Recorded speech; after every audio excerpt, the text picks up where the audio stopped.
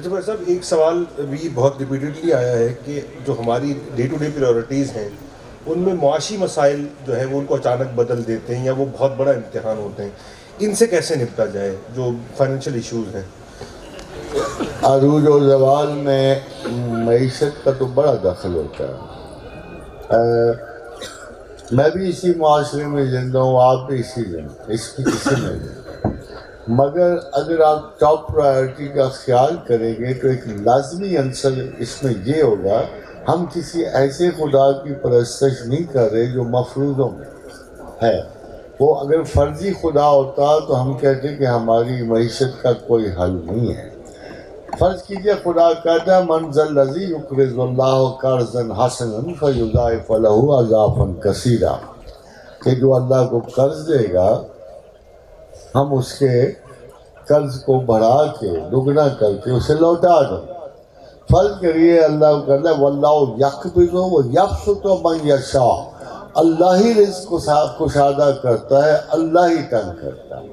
اس کا مطلب یہ ہے کہ اگر میں اپنے معاشرے میں کتنا بھی معاشی مسائل میں گھرا ہوا ہوں تو میں خدا پہ یقین رکھتا ہوں، تو مجھے یہ یقین ہے کہ زمین و آسمان میں کوئی ایسے حالات نہیں جو میری فراخی کا باعث بنے، مگر میں جس سے دعا کرتا ہوں وہ زندہ و جاوید خدا ہے اور وہ ضرور میرے حالات بدلنے پہ قادر ہے. تو پرائرٹی کا وہ لیسن اس میں میں نے آپ سے کہا ہے، یہ سب سے زیادہ معیشت پر حکمران ہے، سب سے زیادہ. یہی آپ کی معیشت کو استوار کرتا ہے، یہی بغیر کام والے کو کام دیتا ہے، یہی وہ بے رزق کو رزق دیتا ہے. اصل میں خدا پہ اعتبار، فرض کرو ہم قومی سطح پر یہی اپنی مجبوریوں کو آشکار کریں تو خداوند کریم ہمارے ملک میں ایسی ایسی قیمتوں کے سیلاب لے آئے گا کہ ایک جھٹکے میں آپ کی ساری غربت دور ہوگی.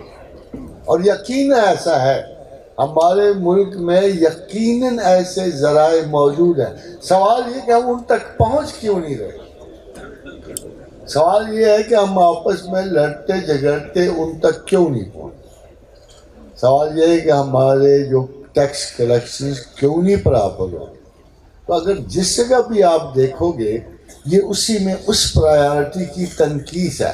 ہم خدا پہ اعتبار نہیں کرتے، ہم اپنے مسائل کو حل کرنے کے لیے اپنے ہی جیسے کمزور اور محدود لوگوں کے سہارے پہ جیتے ہیں.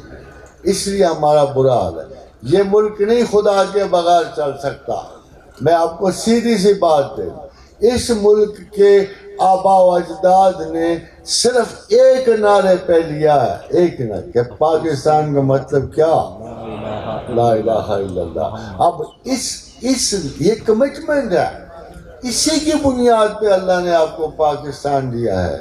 اگر آپ اس کمٹمنٹ سے گریز کریں گے تو آپ کی کبھی معیشت بہتر نہیں ہو سکتی. I'm telling you، آپ کی کبھی معیشت، ہاں آج آپ ایسے حکمران لے آؤ جو خدا پہ پکا اعتبار رکھتے ہیں، ایسے لوگ لے آؤ جو کم سے کم خدا کو صبح شام اپنا محضر مالک سمجھتے ہو، تو آپ کی پتہ نہیں کن کن چشموں سے، کن کن پہاڑوں سے، آپ کے پتھروں سے سیلاب پھوٹیں گے چیزوں کے، سونا نکلے گا.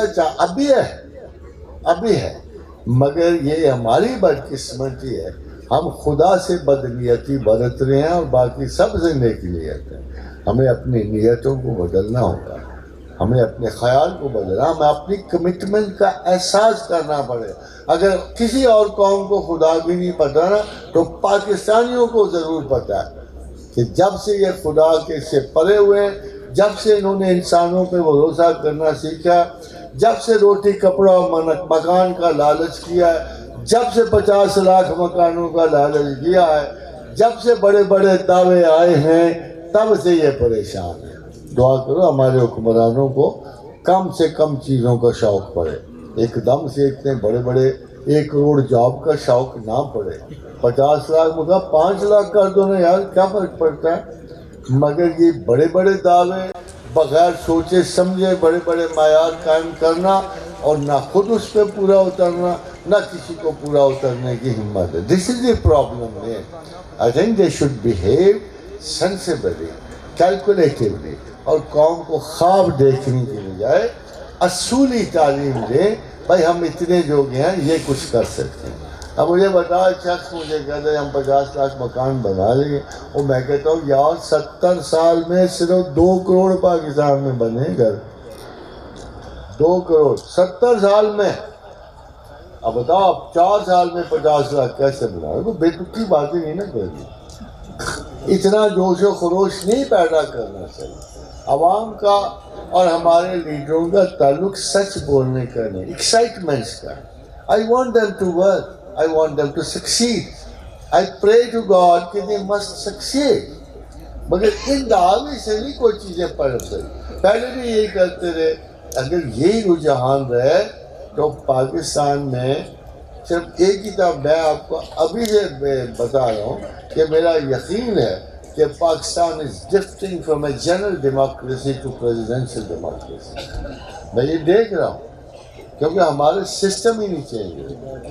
ہم اس نظام کو جا رہے ہیں جو ہمارا ذاتی نہیں, جیسے ہم جس سے شروع ہے ہمارے اس نظام میں عزت پائی ہے کوئی ایک سنگولر ہیڈشپ کا مالک ہے. ہمارے یہ ڈیموکریسی ہمارا نہیں ہے, نہ ہمارا مذہب ڈیموکریسی والا ہے اور نہ ہماری سیاست ڈیموکریسی والی ہے. اور انشاءاللہ تعالیٰ ان غلطیوں سے, میں ان کو غیر صحت مند نہیں کہتا, ان غلطیوں سے انشاءاللہ ہم سبق سیکھیں گے اور ہم اپنے لیے ایک معقول اور یعنی موزوں سسٹم ڈھونڈیں گے جس میں ہماری سب سے بڑی کلاس ہے lower middle class. Lower middle class پڑھی لکھی ہے. لوور مڈل کلاس خدا اور رسول سے کے اساس سے بھری ہے. لوور مڈل کلاس استاد ہے, معلم ہے, انجینئر ہے, ڈاکٹر ہے. لوور مڈل کلاس کتنی آگے آ گئی. سب سے زیادہ سینسیبل طبقہ ہمارا ہے جو کبھی سیاست میں آیا ہی. This is not the way. This is not the way. میں جتنی مرضی یہاں تقریریں کروں نا یہاں بیٹھ کے, وہ تو اللہ کا شکر ہے مجھے سیاست کی ہوس نہیں ہے, مگر جتنی مرضی تقریر کوئی کبھی ایسا موقع نہیں آئے گا کہ جو میرے دل میں حل ہے, جو میرے دماغ میں کچھ خرابیوں کا حل ہے, وہ میں ان کو نافذ کر سکوں, اور جو نافذ کرنے والے ہیں ان میں میرا دل نہیں آئے گا. بس یہ ہمارا اصل مسئلہ ہے. We are nobody in Pakistan is in his proper shoes. انگریزی محاورہ ہے نا, it's not a proper shoe. ہمیں اپنے طبقاتی مناظر سے اٹھ کے ایک بڑے پینورامک سیناریو میں ہم نے عقل ڈھونڈنی ہے, فہم ڈھونڈنا ہے, طریقہ کار ڈھونڈنا ہے. ہمیں نہیں غرض کوئی پیپلیہ ہے یا کوئی عمرانیہ ہے یا کوئی نوازی ہے, اس سے کوئی غرض نہیں. But we are more concerned that this country should progress. In some way it should progress. ہمیں آسان نہیں نظر آتا. لوگ لوگوں سے لڑتے ہیں, لوگ لوگوں کو گالیاں دے رہے ہوتے ہیں. نواز شریف کو عمران گالیاں دے رہے ہوتے ہیں, عمران اس کو دے رہا ہوتا ہے. بھائی ان کا فائدہ سوچو تو صحیح. There should be a leader who should come up and tell with all this misgiving. ان ساری چیزوں کے باوجود میں دیکھو نا وہ حضرت یوسف نے کیا کہا تھا کہ میں کوی و امین ہوں, مجھے دے دو اختیار. میں کوی ہوں, میں امین ہوں, میں السیٹل ڈیش ہوں. میں کہتا ہوں یہاں وہ طبقہ اٹھے, مہارتیں ادھر بے حد و حساب. ماشاء اللہ عقل میں جب ہمارے جوان باہر دیکھے نا کوئی کیا کیا کام نہیں کر رہے. یہ باہر سے آگے لوگوں نے دیکھا کتنی دور تک انہوں نے اپنے دماغی صلاحیتوں کو پہنچایا ہوا ہے. یا ورکنگ آج تک ایک شکایت نہیں نظر آئی کہ جی کسی پاکستانی نے باہر جا کے لیس ورک کیا ہو. سارے مشہور ہیں, عزت والے ہیں, بڑے کام کرتے ہیں. What is happen to Pakistan? یہاں لوگوں کی کارکردگی کیوں گر جاتی ہے؟ اس لیے کہ نہ انہیں اخلاص کا اعتبار ہوتا ہے, نہ انہیں اس کام کے بدلے میں عزت ملتی ہے, نہ احترام ذات ملتا ہے, نہ کوئی گورنمنٹ کا ایوارڈ ملتا ہے. تو پیپل سے why should we bother to work for this country? یہ ڈپریشن ہے. اوورآل ساری امت پہ ایک ڈپریسو سائیکالوجی مسلط ہے. اللہ کرے، امید ہے انشاءاللہ. ایک بات آپ کو بتا دوں، یہ سب کچھ رہے گا مگر پاکستان کو کبھی اب زوال نہیں آئے گا. سر اس میں